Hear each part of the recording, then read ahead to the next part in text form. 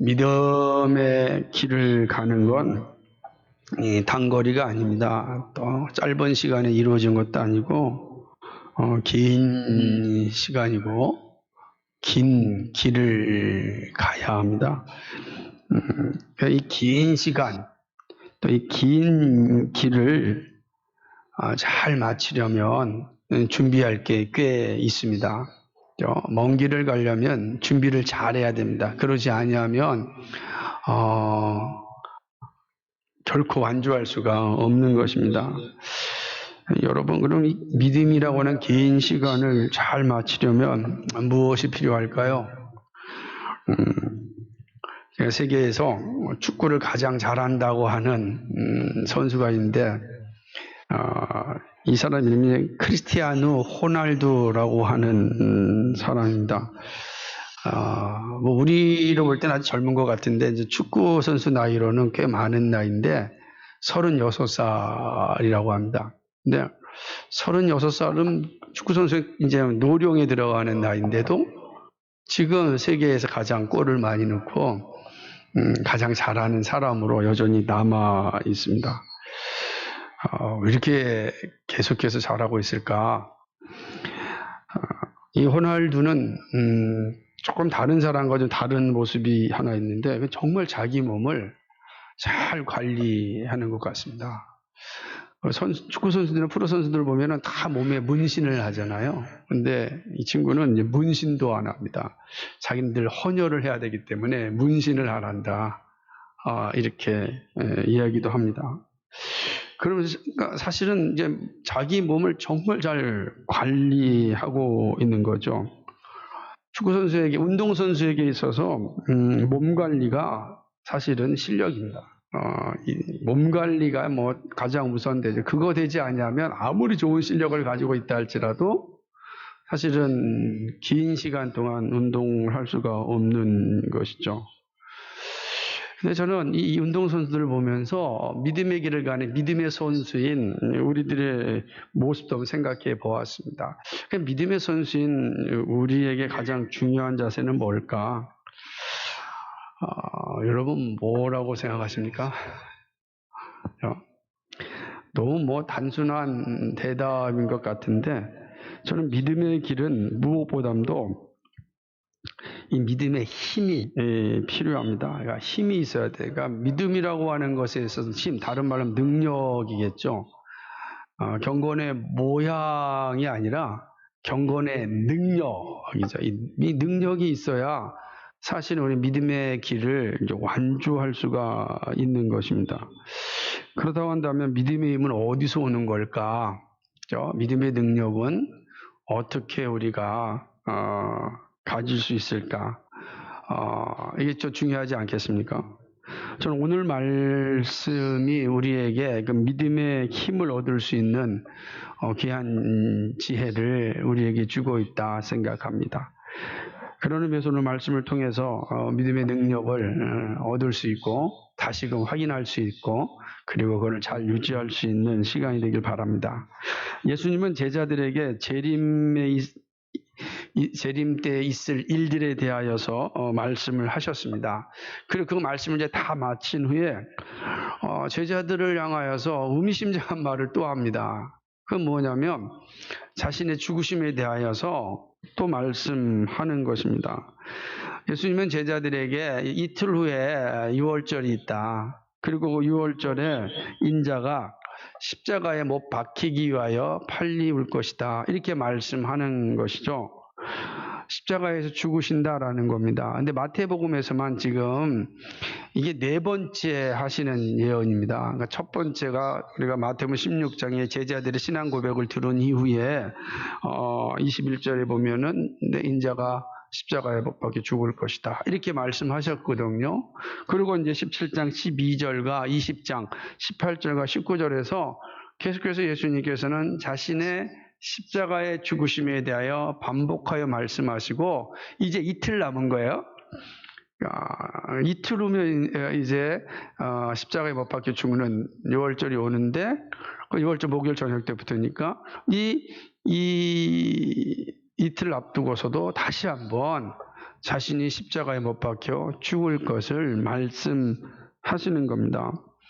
오늘 2절 말씀에 보면은 너희 아는 바와 같이 이틀을 지나면 유월절이라 인자가 십자가에 못 박히기 위하여 빨리 오리라 이렇게 말씀하고 있어요. 이 빨리 온다라고 하는 이 단어는 수동태이죠. 그러니까 넘겨진다는 거예요. 근데 보통 이제 이게 누가 넘겨지냐, 누가 넘겨주는가, 사람이 사람에게 넘겨주면 그냥 이거를 갖다가 수동태라 표현하는데 성경에서는 하나님이 일을 하신다 할 때는 이게 신적 수동태라 이런 표현을 써요. 이 하나님께서 예수님은 어떻게 한 거예요? 사람에게 넘겨주시는 겁니다. 되게 의미죠. 이게 파라디토 타이라고 하는데 하나님께서 예수님을 이제 넘겨주시기로 하신 것이죠. 이 말은 다른 게 아니라 예수님의 십자가의 죽으심은 철저하게 이 하나님의 죽으심 가운데 일어난 일이다. 이 사실을 보여주는 것입니다.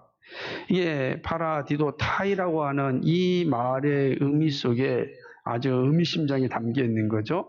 하나님의 계획은 변함이 없이 실천되어진다, 성취되어진다. 이 사실을 이 단어 속에서 보여주는 것이죠. 예수님은 유월절 어린 양으로서 십자가에서 죽습니다. 세례 요한은 이 사실을 자신이 전하는 이 선포에서 말씀하였습니다. 요한복음 1장 29절에 보면은 세상 죄를 지고 가는 하나님의 어린 양이라 이렇게 말씀하였어요. 이 어린 양이라고 하는 건 이스라엘 백성들, 유대인들이라면 다 이해되죠. 유월절 어린 양은 출애굽할 때 유대인들의 모든 집에 유월절 어린 양의 피가 발려졌을 때 죽음의 그림자가 넘어갔잖아요. 유월절 넘어가다라는 뜻이에요. 유월이라는 게. 그러니까 이제 이 사실을 잘 알기 때문에 어린 양이라고 하는 이 이미지는 잘 알고 있는 내용인 것입니다. 그러니까 예수님은 반드시 유월절에 죽습니다. 이게 하나님의 약속이고 계획이다라고 하는 것이죠. 예수님 역시 자신의 죽음을 잘 알고 있었습니다. 이 장면이 우리가 잘 생각해야 돼요. 별 아무것도 아닌 것 같지만 지금 예수님께 4번이나 이런 예언을 하셨다라는 것과 지금 예수님께서 자신의 죽으심에 대해 잘 알고 있다라고 하는 이 사실이 매우 의미심장합니다. 왜 그러냐면 지금 예수님의 상황이 어떠냐면 인기가 치솟고 있는 상황입니다. 사람들이 예수님을 향하여서 호산나 다윗의 자손이요라고 우리의 구원자라고 하는 외침을 하고 있습니다. 제자들도 예수님을 향하여서 선지자라 라고 확신하고 하나님의 아들이라 라고 고백하고 있는 사람들은 선지자라고 하지만 이 제자들은 예수님을 향하여서 하나님의 아들이시다 라는 고백까지 한 상태입니다. 그러니 이제 대단한 거죠. 가장 주변에 있는 사람들도 확실하게 예수님의 편이고 그리고 주변에 있는 많은 군중들이 이제 예수님을 다 옹호하고 있고 기대하고 있는 겁니다. 여기서 이제 예수님 한마디만 탁 터뜨리면 이제 엄청난 이제 호응을 얻는 것 아니겠어요? 정치가의 입장에서 본다면 지금 최고의 이 주가를 올리고 있는 순간 아니겠습니까? 요즘 정치가를 보게 되면 젊은 사람들이 막 힘을 내고 막 시대를 막 움직이겠다라고 나타나는 거 볼 때 막 호응하잖아요.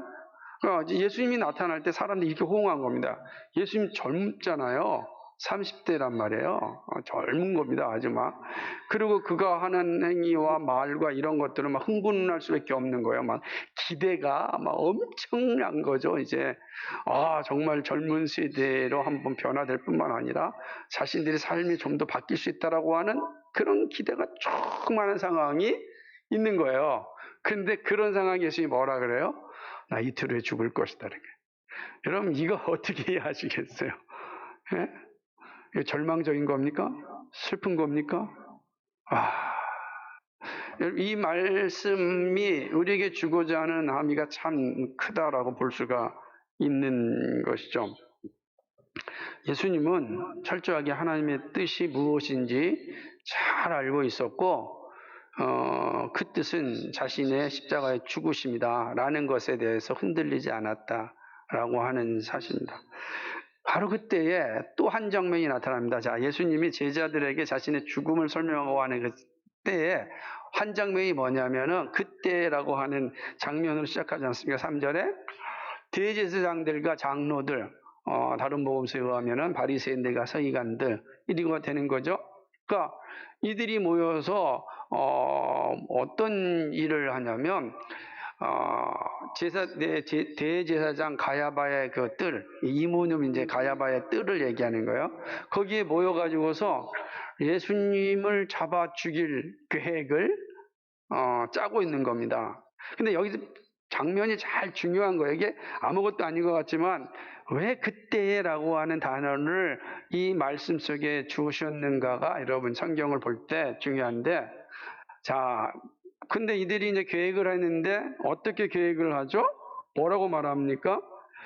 5절에 보세요. 5절 같이 읽어볼까요? 시작. 말하기를 민요가 날까 하노니 명절에는 말자 하노라. 이렇게 얘기하고 있는 겁니다. 자, 계획을 짭니다. 그런데 어떤 계획이냐면은 명절에는 하지 말자라고 하는 계획을 짜는 거예요. 명절에는 이렇게 한 이유는 뭘까요? 첫 번째는 이제 밀란이 일어날까봐, 소동이 일어날 거다. 다시 말하면 예수님의 인기가 너무 좋으니까 명절 6월절에는 모든 사람이 다 모이잖아, 예루살렘에. 근데 그때 그 인기 있는 사람을 사실은 해방하면 이건 이제 소동이 일어나는 거죠. 소동이 일어나는 겁니다. 이럴 때 정치인들이 이 일을 잘해요. 막 대중이 모여 있을 때에 혹시나 자기가 상해를 받으면 막 갑자기 막 인기가 올라가고 막 그러거든요. 그러니까 그걸 안단 말이에요. 괜히 저기 가지고서 예수를 이렇게 잡아가지고 감옥에 넣는다면 오히려 더 사람들의 마음을 요동시켜서 밀란이 일어날 수 있다, 소동이 일어날 수 있다. 하지 말자. 그때는 하지 말자라고 이제 생각을 또 하는 것입니다. 왜냐하면 이 사람들이 예수님을 선지자로 인식하고 있었기 때문입니다. 두 번째 이유가 있어요. 그건 뭐냐면 로마 당국이 문제를 삼을 수 있기 때문입니다. 시끄러운 소동이 일어나게 되면 이 로마 당국의 입장에서 난처하잖아요. 이 나라를 통치할 때 잘 편안하게 다스리려고 지금 유대 지도자들에게 이 권한을 넘겨줬는데 그걸 만약에 6월절 날 예수님을 잡아서 죽이게 되면 소동이 일어나게 되면 결국 그 소동을 잠재워야 될 사람들은 누구죠? 군사력은 로마 정부에 있으니까 결국 로마 정부가 그 소동을 잠재워야 된단 말이에요. 아까 귀찮은 거 아니겠어요? 그러면 지금 가야바는 어떤 사람이냐면 로마 정부가 이 예루살렘을 통치할 때부터 대제사장이 됐어요. 그리고 우리가 잘 아는 이 로마 총독 여기 이제 그만두는 순간까지 함께 하는 사람이었습니다. 그러니까 로마 총독부와 아주 긴밀한 이 연계를 가지고 있는 게 이 가야바라고 하는 겁니다. 근데 빌라도가 그래가지고서 잘 세워놨는데 가야바가 빌라도의 마음을 신기를 불편하게 한다면 좋을 게 없잖아요. 그러니까 6월절은 하지 말자 이렇게 결정을 한 겁니다. 자, 아주 인간적인 결정이고 지혜로운 결정이잖아요. 우리 생각해 볼 때, 그러니까 무슨 말이냐면 대제사장들의 입장에 볼 때는 되게 그렇게 보여주고 있는 것입니다. 자, 여기 두 가지가 부닥치죠. 예수님이 뭐라 그랬습니까? 이틀 후에 6월절에 나는 십자가에 못 박혀 죽을 것이다. 그거 사람들이 넘겨줄 것이다 말씀했는데 그때의 사람들은 우리 6월절에는 사람 죽이지 말자 라고 하는 거예요. 근데 결국은 예수님 언제 십자가에 못 박혀 죽으시죠? 6월절에 잡히시잖아요. 그죠? 이 장면을 보여주고 있는 거야. 그때라고 하는 단어는 사람의 계획과 하나님의 계획에 사람이 아무리 자기 계획을 짠다 할지라도 일을 이루신 하나님이시다라고 하는 거예요. 오늘 매일 성경 잠언 16장 1절의 말씀처럼요. 그 되는 겁니다. 되게 의미심장한 사건이 사실은 이 장면 속에서 보여주고 있다라고 하는 것이죠. 하나님의 계획은 유월절 어린 양으로서 예수님의 십자가의 죽음입니다. 자, 그러니까 이렇게 상황을 보여주시는 것은 사람들이 아무리 철저한 계획을 준비한다 할지라도 하나님의 계획을 바꿀 수 없음을 보여주는 것이죠. 사단이 하는 일이 뭐냐면 끊임없이 하나님의 일을 방해하는 겁니다. 그래서 첫 번째 사단이 성공했던 게 뭐예요? 아담과 하와를 유혹하여서 하나님의 계획을 방해하였잖아요. 죄가 들어오지 말아야 되는데 죄가 들어오게 하였잖아요. 이게 사단이 하는 일, 끊임없이 하나님의, 그 사단이 이겼습니까? 그러지 않죠. 지금 그리스도가 오셔서 사단이 해놨던 모든 계획이 실패다라는 것을 예수님이 보여주시는 거예요. 예수님 그 사실을 보여주는 거거든요. 그리고 궁극적으로 새하늘과 새 땅에서 하나님이 원래 계획하셨던 것이 성취됨을 보여주시는 것이 사실 요한계시록이란 말이에요. 그러니까 그 내용의 모습이 오늘 이 26장 1절부터 5절까지 내용 가운데 짧은 이 사건 가운데 선명하게 이제 드러나 있는 것입니다. 이것이 본문의 말씀입니다. 자, 본문은 예수님의 십자가의 죽음은 하나님의 주권으로 이루어진 일이기에 반드시 성취된다라는 것을 핵심으로 하고 있는 말씀이죠. 그런 의미에서 우리는 하나님의 주권과 십자가의 죽음을 바르게 이해하는 일이 중요합니다. 그렇지 않으면 십자가의 사건이 억울하고 이해할 수 없는 일이 됩니다. 재림에 대한 말씀을 하신 후에 주어진 이 말씀을 통하여 하나님의 주권과 십자가의 죽음이 의미하는 그 교훈을 자세하게 좀 살펴보고자 합니다. 하나님의 주권과 그 다음에 십자가의 죽음, 이것이 우리에게 무엇을 교훈하는가? 첫째는요, 첫 번째 교훈은 이 자신에게 주어진 소명에 끝까지 이 순종함을 우리에게 이제 보여주고 있습니다. 저는 오늘 말씀 속에서 특별히 하나님의 주권과 십자가의 죽음이라고 하는 주권과 죽음, 이 내용이 우리에게 뭘 가르쳐 주는가 할 때, 이 사실은 뭐냐면, 그러니까 소명의 끝까지 순종함이 무엇인지를 가르쳐 주고 있는 거예요. 소명의 끝까지 순종하는 자세. 그 예수님의 모습을 통해서 우리가 보여주는 건데요. 예수님은 자신의 소명에 대하여 어떠한 순간에도 잊지 않았습니다. 정말 중요한 겁니다. 어떠한 순간에도 예수님은 자신의 소명을 잊어버리지 않았어요. 자신의 죽으심에 대하여서 네 번째 예언을 합니다. 제자들에게 신앙 고백을 들은 후에 처음 알려주셨던 주님은 제자들이 잊어버리지 않도록 십자가의 죽음을 반복하여 말씀합니다. 예수님 자신은 그 자체로 자신이 받은 소명이 바로 십자가의 죽음이고 그것은 바로 하나님의 주권에 속한 일이다. 그럼 내가 변경할 수 없다. 이 사실을 정확히 알고 있었단 말이에요. 그러므로 자신은 십자가의 죽음에 이르는 그 소명을 감당하기 위하여서 항상 인식하고 있었던 겁니다. 그런데 누가 자꾸 까먹죠? 제자들이 자꾸 까먹는단 말이에요. 여러분 신앙생활 하면서 이 사실 항상 까먹죠. 삶이 바쁘다 보면은, 그죠? 혹은 신나다 보면은, 슬프다 보면은, 혹은 그냥 성공하다 보면 내가 왜 이 땅에 살지? 내게 하나님이 왜 나를 부르셨지? 라고 하는 것을 잊어버리게 되어 있습니다. 예수님이 제자들을 왜 부르셨어요? 이 증인되게 하나님의 주권과 십자가의 증인으로 사실은 삼켜 부르셨단 말이에요. 그런데 제자들이 잊어버리죠. 그 예수님이 반복해 말씀합니다. 예수님 자신도 그 유월절이 가까우면 가까울수록 더 분명하게 자신의 죽으심에 대하여서 이야기할 뿐만 아니라 그 사실을 제자들에게 반복하여 알려줌으로써 우리가 받은 소명이 무엇인지를 잃지 않게 하는 겁니다. 하나님의 주권과 이 십자가의 죽음은 우리가 받은 소명의 끝까지 감당해야 함을 계속해서 말씀하고 있는 것입니다. 자신의 위치가 달라져도 가야 할 소명은 변함이 없습니다. 예수님은 자신의 인기가 높아지는 것을 알았습니다.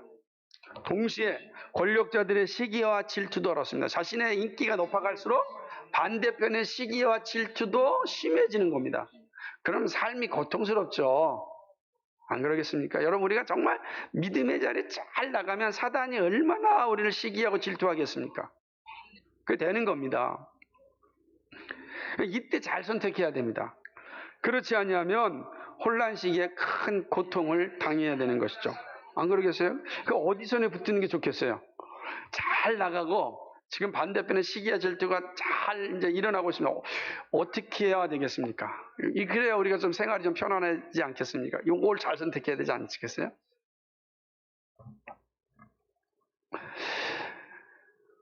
일반적으로 아마 아주 기가 막힌 자기의 유리한 쪽으로 선택하겠죠. 예수님 역시 현실에 대하여 누구보다 잘 알고 있었습니다. 대제사장들을 비롯한 바리새인, 서기관, 사두개인 등 백성의 장로 역할을 하는 사람들은 예수님의 권세가 대단하게 매우 신중하였습니다.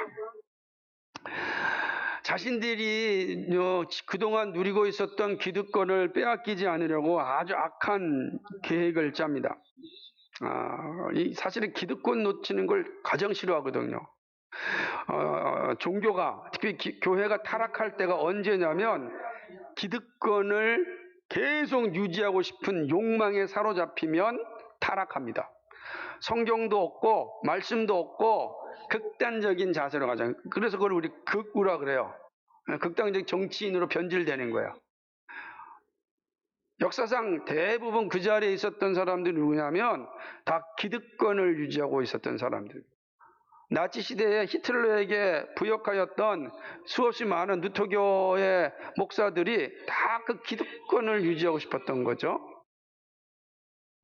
이 기득권을 놓지 않을 때, 그리고 그걸 강하게 유지할 때 반드시 타락합니다. 부패합니다. 썩게 되어 있습니다. 한국교회도 예외가 없습니다. 이 기득권에 만족하고 누리게 되면 반드시 썩고 타락하고 부패하고 그 역사 속에 사라지게 되어 있습니다. 악인의 계획은 반드시 재앙을 받고 멸망에 이르게 됩니다. 그렇게 되어 있어요. 근데 예수님은 지금 이들의 이런 악행을 알고 있었단 말이에요. 악행을 잘 알고 있었습니다. 그러니까 피할 길도 안다는 거 아니겠어요? 악행을 아니까 피할 길도 아니까 잘 피하면 고통도 받지 않고 죽음에 이르지도 않게 되는 것입니다. 적당히 타협하면 좋지 않겠어요? 이 기득권 세력들에게 그들이 그동안 누렸던 기득권을 조금 주고, 그리고 자기가 누렸던 그 인기와 영광을 또 누리면서 타협하며 착 가면은 대적들에게 핍박도 받지 않고 자신의 인기도 유지하면서 갈 수 있지 않겠습니까? 그리고 예수님의 삶의 모습에서 잘 보는 거죠. 소명에 충실한 사람과 욕망에 충실한 사람의 차이는 여기서 분명히 나타나는 겁니다. 그렇죠? 예수님은 이 순간에 외적인 환경에 흔들리지 않았습니다. 인자가 이틀 후에 유월절에 십자가에 못 박히기 위하여 팔려진다고 담대하게 말씀합니다. 가장 영광의 순간에 역사 속에서 사라진다. 괜찮다는 거예요. 그것이 하나님의 영광을 위하고 자신이 보낸 바 소명을 완수하는 일이라면 그건 문제가 없다는 겁니다.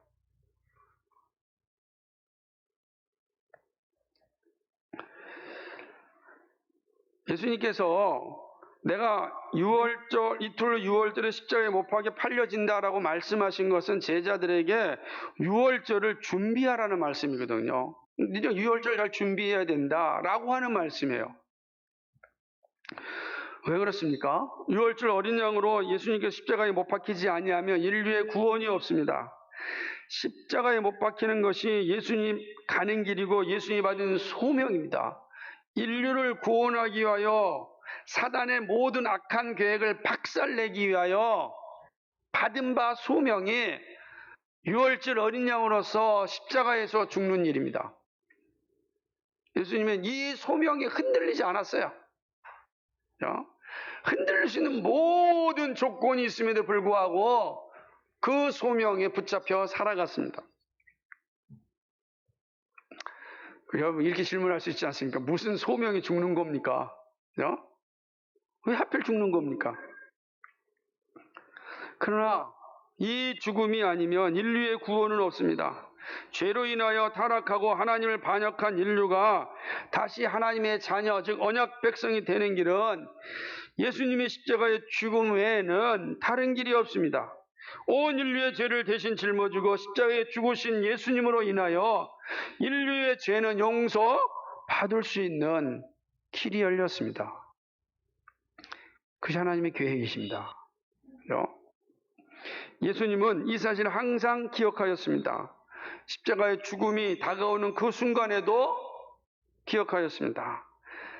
빌립보서 2장 8절에 사람의 모양으로 나타나셨음에 자기를 낮추시고 죽기까지 복종하셨으니 곧 십자가에 죽으심이라. 자신의 소명이 분명하였기에 이 십자가의 죽음이 다가오는 그 순간에도 믿음이 흔들리지 않았습니다. 사람의 환호와 협박에 흔들리지 않았습니다. 끝까지 소명에 순종하였습니다. 이게 정말 중요한 거죠. 오늘 우리에게도 동일하게 지금 말씀하고 있지 않습니까? 무엇을 위하여 살아가는가? 그죠? 오늘 예배 후에 반드시 칼럼 한번 꼭 읽어보십시오.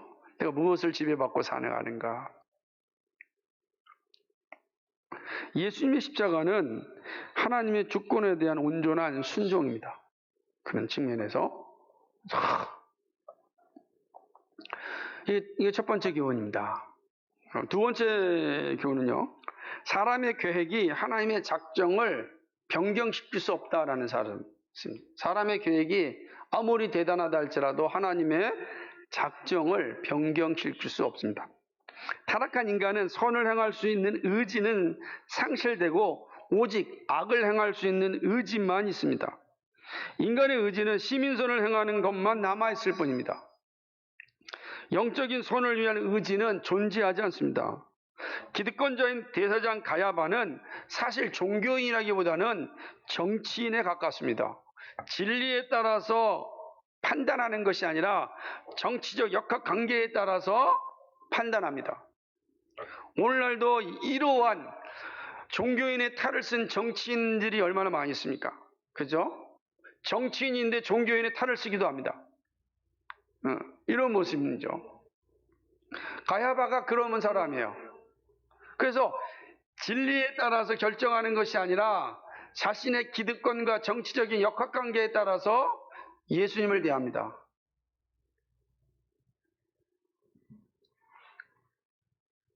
사람을 두려워하고 정치 세력을 걱정하는 사람입니다. 하나님의 말씀을 맡은 자의 모습이 보이지 않습니다. 아주 실리적인 종교 정치인입니다. 이런 자들이 종교 지도자가 되었으니 예루살렘의 영적 상태가 어떻게 되겠습니까? 그죠?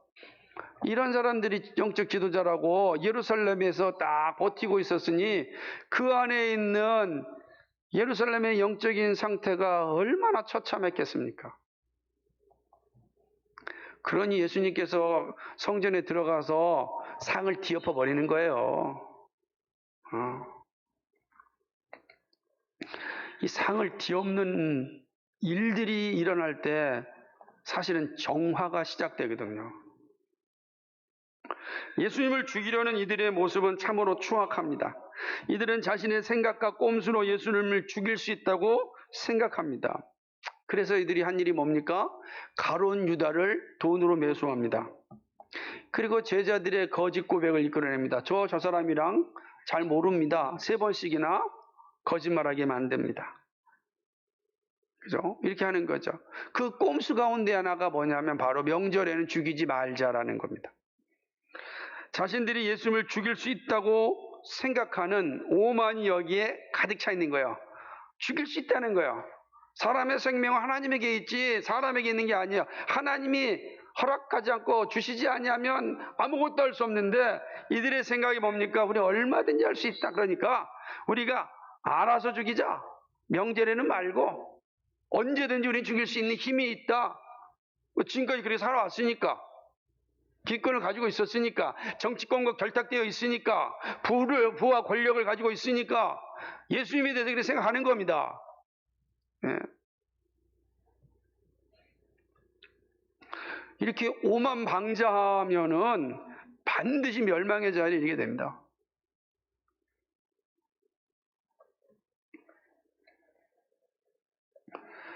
예수님이 오셔서 행한 말씀과 이적은요, 이들은 생각하지 않습니다. 율법에 비추어 정직하게 생각하지 않습니다. 오직 정치적인 이득만 생각합니다. 정말 이들이 잠언 말씀이 한 구절만 기억했다 할지라도 이런 추악한 범죄는 저지지 않을 겁니다. 하지만 이들은 정치적 이득에 몰두하였습니다. 자신의 권력에 자신만만하였죠. 그러나 하나님의 작정을 변경시킬 수 없습니다. 잠언 말씀은 이 사실을 우리에게 분명하게 말씀해 주지 않습니까? 사람이 마음으로 자기의 길을 계획할지라도 그 걸음을 인도하는 자는 여호와시니라. 사람의 방법과 계획이 아무리 대단하다 할지라도 하나님의 계획을 바꿀 수 없습니다. 예수님의 십자가의 죽으심은 하나님의 작정입니다. 하나님이 팔아 넘겨주신 것입니다. 하나님이 넘겨주지 않았다면 그 누구도 예수님을 해할 수 없습니다. 머리털 하나도 상하게 할 수 없습니다. 그 말씀하셨잖아요. 머리털 하나도 상하게 할 수 없다. 하나님이 허락하시고 넘겨주실 때 일어나는 일입니다. 하나님은 대제사장과 지도자들을 통하여 구속의 일을 성취하십니다. 그들을 이용하여 하나님께서 구속의 일을 성취하시는 거예요. 자신들이 그 구속의 도구가 되었다는 걸 알지 못할 뿐이죠. 악한 도구가 되었지만 그 하나님은 합력하여 선을 이룬 것이죠. 대제사장과 지도자들은 자신의 생각과 권력이 대단하다고 생각하겠지만 하나님은 그들을 통하여 구원 작정을 완성하십니다. 그들 역시 하나님의 도구죠. 하나님의 계획대로 예수님이 십자가에서 죽으시고 인류를 구원하십니다. 여러분, 사람이 아무리 애를 써도 하나님의 계획을 변경할 수 없습니다. 하나님의 약속은 말씀대로 성취합니다. 그래서 맡기는 겁니다. 그죠? 맡기는 거예요. 오늘 말씀 한번 찾아볼까요? 잠언 16장 말씀입니다.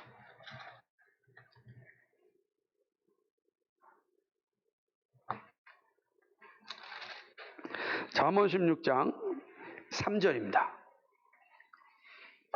구약성경 잠언 16장 시작. 너희 행사를 여호와께 맡기라. 그리하면 너희가 경영하는 것이 이루리라. 아멘. 우리가 할 일은 하나님께 맡기는 겁니다. 맡기는 거야. 근데 악한 자, 교만한 자, 자만한 자, 오만한 자, 그죠? 권력에 심취해 있는 자, 욕망에 사로잡힌 자는 결코 하나님께 자신을 맡기지 않아요. 자신이 다 할 수 있다고 생각하는 겁니다.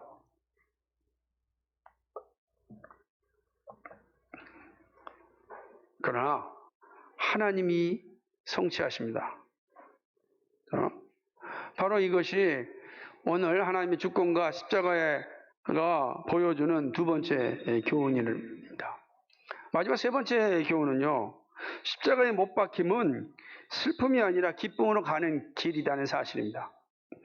예수님은 당당하게 바리새인과 서기관들과 유대교 지도자들을 향하여 외식하는 자들이라고 선포하였습니다.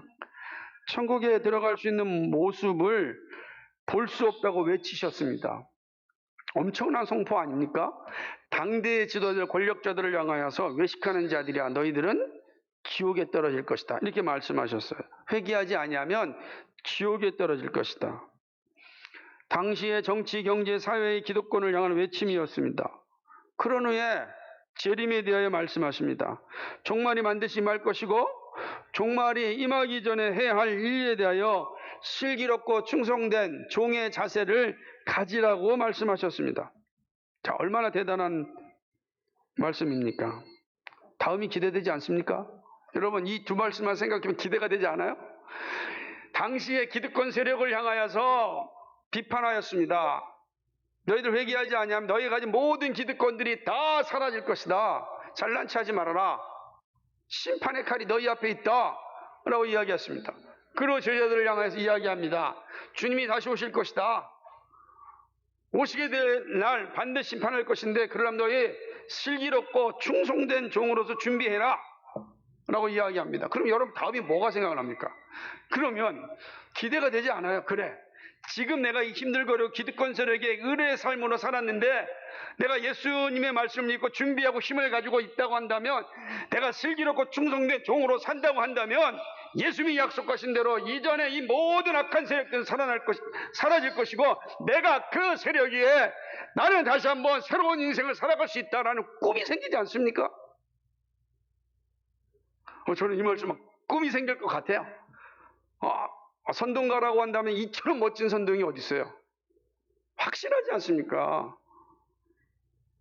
근데 예수님께서 이렇게 말씀하신 후에 우리의 기대와는 전혀 다른 말을 합니다. 예수님은 이 땅에서 열매를 보기도 전에 죽을 것이다 이렇게 말씀합니다. 이것도 뭔 일입니까? 그것도 이틀로 6월절에 십자가에 못 박히고 팔려진다고 말씀합니다. 이제 고생 3년 동안 고생해가지고 예루살렘 입성했는데 이 일주일 동안 예루살렘에 살고 있는데 이제 5일 지났는데 이틀 후에 죽는다니요. 사실은 참 이해할 수 없는 상황이 이 상황입니다. 이 세상 방법으로는 이해가 되지 않습니다. 더구나 십자가는 죽음의 형틀입니다. 슬픔의 현장입니다. 세상을 향하여 호령하였던 예수님의 모습이 보이지 않고 십자가에 죽습니다. 자, 그렇다면 그렇게 외쳤던 복음은 어떻게 됩니까? 복음 기쁜 소식 아니에요. 그렇게 외쳤던 복음은 어떻게 되는 것이죠? 이것이 우리의 생각일 뿐입니다. 여기에 놀라운 반전을 봅니다. 왜 그렇습니까?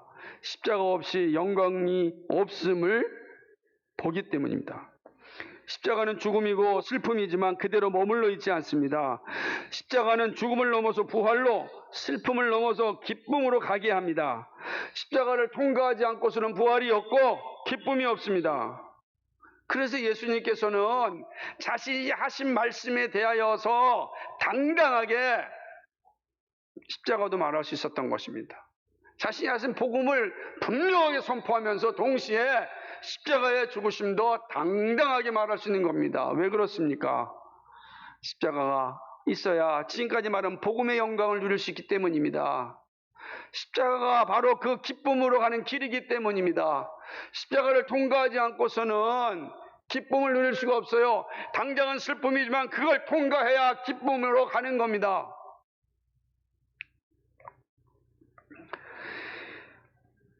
이 진리를 깨닫지 못하였던 제자들은 도망쳤습니다.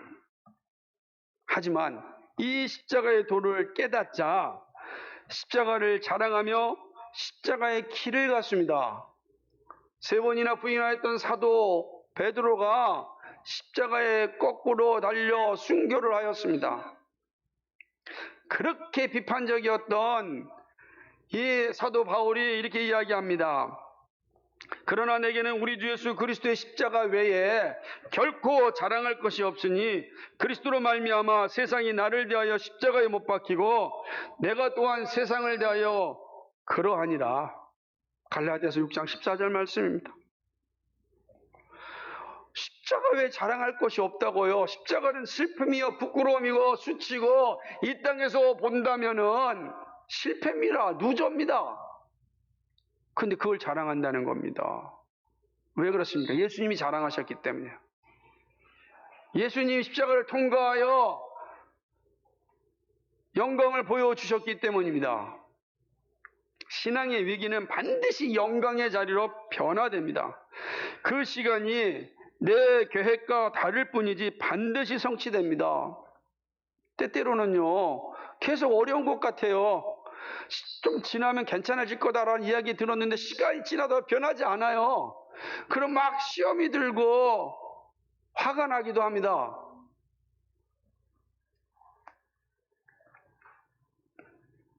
혹 그것이 죽음이라 할지라도 하나님의 찬란한 영광을 성도들은 받게 되어 있습니다. 그게 약속입니다. 저는 성도의 위기는 영광을 위한 디딤돌이다. 이 땅에서 그 영광을 누리지 못한다면 하나님 앞에서 감당할 수 없는 그 영광을 받게 될 것입니다. 잠시 받는 영광이 아니라 영원한 영광을 누리게 될 것입니다. 우리 주님이 우리에게 그거를 보여주시고 있는 겁니다.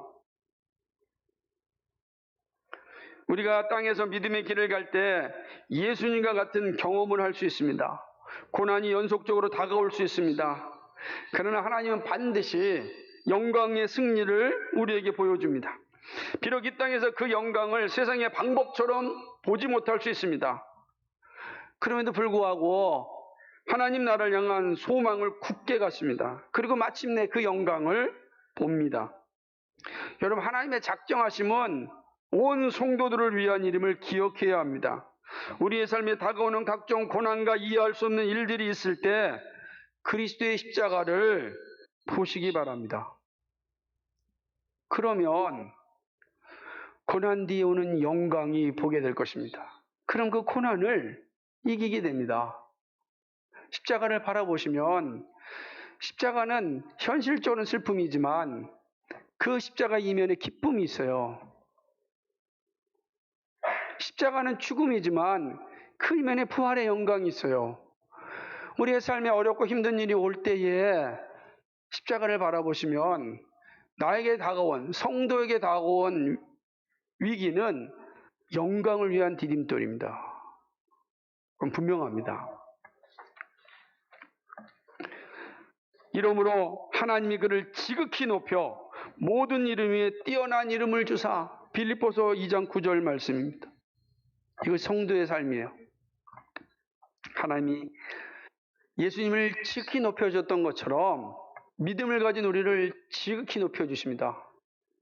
우리가 이 사실을 알고 믿는다면 우리는 두렵고 떨림으로 우리의 구원을 이루어갈 수 있습니다.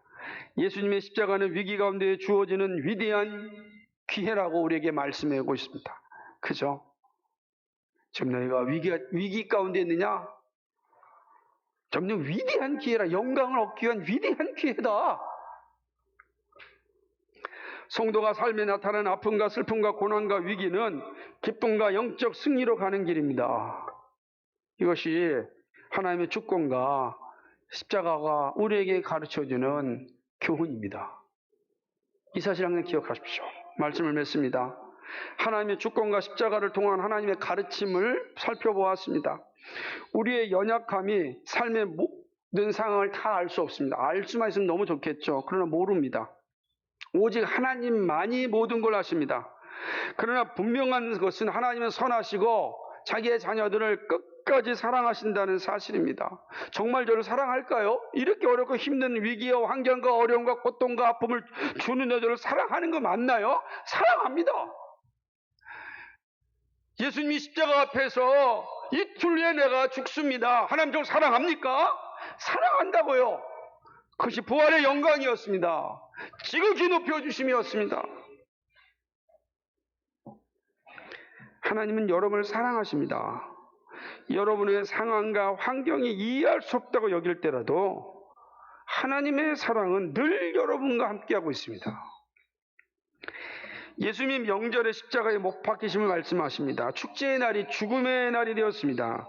이것이 실패한 인생입니까? 아닙니다. 결코 아닙니다. 예수님은 철저히 하나님의 작정 안에 순종하셨습니다. 사람의 생각이 아니라 하나님의 생각에 순종하셨습니다. 그리고 마침내 온 인류를 구원하였고 하나님 보좌 우편에 앉는 영광을 누렸습니다. 예수님의 모습은 성도의 모습과 같습니다. 이 땅에서 믿음으로 살았던 성도, 끝까지 믿음을 지킨 성도는 이 땅의 평가와 관계없이 하나님의 보좌 우편에 앉습니다. 예수님은요, 그 사실을 우리에게 말씀하셨고 친히 십자가를 통하여 보여주셨습니다. 그러므로 믿음으로 담대하시기 바랍니다. 끝까지 인내하시기 바랍니다. 믿음의 길을 끝까지 감당하려면 이 믿음의 힘이 필요합니다. 믿음의 힘은 바로 복음 진리에 대한 확고한 믿음입니다. 또한 날마다 십자가를 묵상하면서 자랑해야 됩니다. 십자가의 복음을 자랑하고 합력하여 선을 이루시는 하나님을 날마다 믿음으로 고백해야 합니다. 때때로 다가오는 시험과 고난을 극복하는 길도 믿음 고백입니다. 내가 시험에 빠지고 슬픔에 머물러 있는 것은 십자가를 바라보지 않고 믿음 고백이 없기 때문입니다. 얼마나 이 사실이 분명한지 모릅니다. 시편 기자는 이렇게 노래하였습니다. 아침에 주의 인자하심을 나타내며 밤마다 주의 성실하심이 베품이 좋습니다. 그렇습니다. 하나님은요, 아침에 우리에게 인자하시고 저녁에 우리에게 성실하십니다. 무슨 말이죠? 하루 종일 우리를 사랑하신다는 거예요. 하루 종일 우리를 사랑하신다는 거예요. 저는 이 노래, 이 기도, 이 고백이 험악한 세상을 이기게 합니다. 사랑 여러분, 우리의 삶이라는 게 우리의 생각과 다르게 어렵고 힘든 환경들이 참 많이 옵니다. 그러나 그 순간에 반드시 기억해야 될 것이 있습니다. 하나님 우리를 사랑하십니다. 끝까지 사랑하십니다. 하나님 우리를 향하여 합력과 선을 이루십니다. 끝까지 이루십니다. 그러므로 믿음으로 이 믿음 고백으로 우리에게 주어진 삶의 길을 당당하게 이겨나갈 수 있기를 바랍니다. 여러분에게 하나님이 예비하신 영광이 있습니다. 우리 그 영광을 다 함께 누립시다. 거룩하시고 자비하신 아버지 하나님, 고맙고 감사를 드립니다. 오늘 이 말씀을 통하여 오늘 우리에게 말씀하시는 하나님의 약속을 봅니다. 우리의 현실은 때때로 이해할 수 없고 힘이 너무 많이 들고 이런 삶이 연속될 때 지치고 힘들기도 합니다. 그러나 그 길이 영광의 길이고 마침내 우리에게 약속되신 선물을 주시는 기쁨의 길임을 압니다.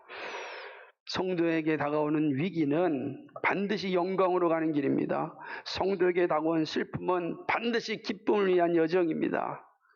오 하나님 아버지, 합력하여 손을 내시는 하나님을 바라보면서 우리 앞에 놓여있는 이 땅의 삶을 믿음으로 이겨나갈 수 있도록 도와주옵소서. 믿음의 영광을 보게 하여 주옵소서. 감사하며 예수 그리스도의 받들어 기도하옵나이다. 아멘.